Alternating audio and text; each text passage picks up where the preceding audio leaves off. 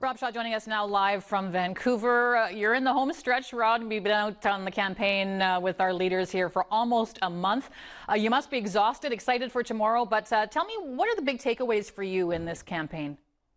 Well, this was not a policy campaign. This was a change election from angry voters. We're waiting to see how angry they are tomorrow, but clearly the NDP not expecting this type of election where it's going to be very close tomorrow night. People upset about affordability and healthcare and all of those other things. I think, Stacey, was an election with a lot of lies in it. There was a lot of mistruths by the NDP and the Conservatives about each other's positions from the beginning to the end. A very dirty and nasty election campaign. Typically that lowers voter turnout, but we're seeing record advanced turnout. So people are trying to wrestle their minds around that as well. But really one of the most uncertain, nasty, surprising election campaigns I've covered, and this is my fifth.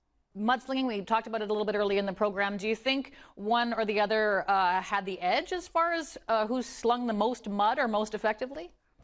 Well, for sure, the NDP had this giant, thick binder of opposition research that BC United had put out there, and also that they had done themselves. And they had information about controversial comments from Conservative candidates they used every day, sometimes multiple times a day. The question, though, is it doesn't seem to have stuck. It seems like the anger, the public desire for change just sort of overwhelms the outrageous comments of Conservative candidates. The polling numbers haven't really changed for the Conservatives from the beginning to the end. And so in that sense, the best shot of the NDP failed to pierce the armor of the Conservatives, and we'll see how those numbers play out tomorrow.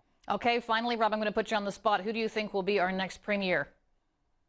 Oh, well, look, I mean, the polls are suggesting a very, very, very tight, slim NDP minority majority, and I think a lot of people are looking at that. But look, if we have a Conservative wave, if the people show up to vote Conservative like the polls suggest, you could have very possibly a Premier John Rustad, but it'll be slim on either side. I don't think we're looking at the numbers that we saw in 2020 repeating themselves again tomorrow.